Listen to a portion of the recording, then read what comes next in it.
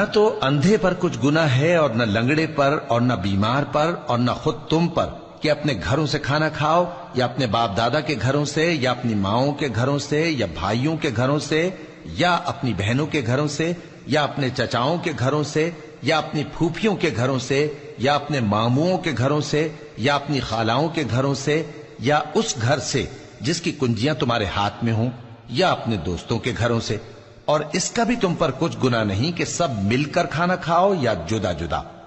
پھر جب گھروں میں جایا کرو تو اپنے گھر والوں کو سلام کیا کرو، یہ اللہ کی طرف سے مبارک اور پاکیزہ تحفہ ہے۔ اس طرح اللہ اپنی آیتیں کھول کھول کر بیان فرماتا ہے تاکہ تم سمجھو۔ مومن تو وہ ہیں جو اللہ پر اور اس کے رسول پر ایمان لائے، اور جب کبھی ایسے کام کے لیے جو جمع ہو کر کرنے کا ہو پیغمبر کے پاس جمع ہوں تو ان سے اجازت لیے بغیر چلے نہیں جاتے۔ اے پیغمبر